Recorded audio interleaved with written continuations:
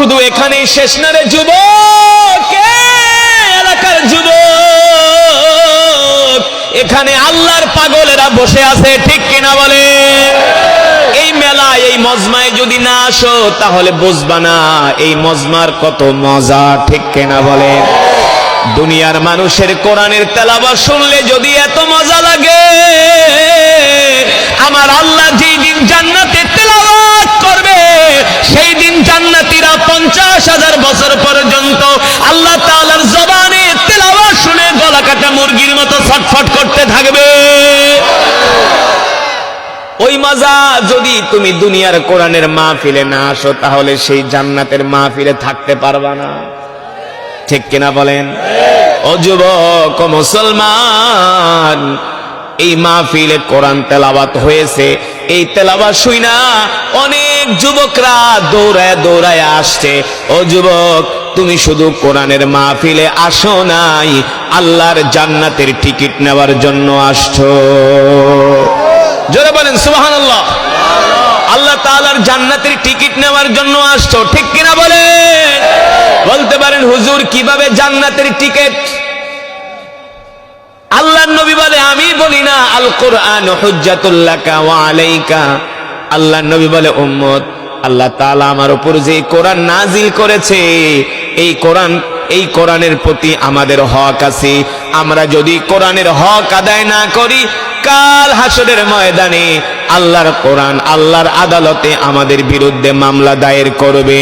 আর যদি আমরা কোরআনের হক আদায় করি, আল্লাহর নবী বলেন এই কোরআন আমাদেরকে হাসরের ময়দানে হাত ধরে ধরে আল্লাহর জান্নাতে পৌঁছে দিবে, আল্লাহর জান্নাতে পৌঁছে দিবে এই কোরআন। সুবহানাল্লাহ বলেন। আর যারা কোরআনের তেলাওয়াত শুনেও এখন পর্যন্ত চায়ের দোকানে বৈশা আছে, ঘরের ভিতরে বৈশা আছে, ঠিক কিনা বলেন? এমন গরু খাওয়া মুসলমান আছে কি আছে না? কম্বলের মধ্যে শুয়ে আছে আর ঘরের ভিতরে বৈশা পাকনা পাকনা কথা কয়, হুজুররা কি করবে আমি সব জানি, ঠিক কিনা বলেন? এটা হইলো আবু জেহিল্লার চাচা। কোরআনের মাহফিলে আসে না, মসজিদে নামাজ পড়ে না, চায়ের দোকানে বসে কয় হুজুররা যাকে আমি সব জানি। আবার যারা নামাজ পড়ে কয় তোরা নামাজ পড়ে কি করছস, ঠিক কিনা বলেন? আছে কি আছে না? যারা নামাজ পড়ে বলে নামাজ পড়ে কি করছস, দাড়ি রেখে কি করছস, মোল্লাগো লগে চললে কি করছস, মোল্লাগো লগে চললে কি করছে, এটা তো এখন বুঝবি না, চোখ দুটা বন্ধ তারপরে বুঝবি। যেদিন ফেরেশতারা তোর পাছার ভিতরে বাঁশ ঢুকাইব তখন বুঝবি, ঠিক কিনা বলে? ঠিক কিনা বলেন? যারা নামাজ পড়ে না, রোজা রাখে না, দিন মানে না, আবার বলে নামাজ পড়া হইব কি, ওদেরকে ডাবল শাস্তি দেওয়া হবে, ঠিক কিনা বলেন? এ যুবক, এ মুসলমান, এই কোরআনের তেলাওয়াত শোনার পরে তুমি যদি এখনো ঘরে বসে থাকো তাহলে বুঝতে হবে তোমার ঈমান দুর্বল হয়ে গেছে, ঠিক কিনা? আমি যেই কোরআন পড়েছি এই কোরআন শোনার জন্য মক্কার কাফেরেরা রাত 3টা বাজে, আবু জেহেল, আবু লাহাব, উতবা, সাইবারা রাত 3টা বাজে না ঘুমায়া আল্লাহর নবীর জবানে কোরআন শুনতে চলে যেতেন। কয়টায়? কয়টায়? রাত 3টায়, শীতের দিন। সিরাতের কিতাবের মধ্যে আসছে আরবের শীত বাংলাদেশের শীতের চেয়ে আরো কঠিন, হাড্ডির ভিতরে শীত ঢুকে যায়, এত ঠান্ডা। কিতাবের মধ্যে আসছে আবু জেহেলেরা রাত 3টা বাজে 3টা কম্বল পেঁচায়া, কয়টা?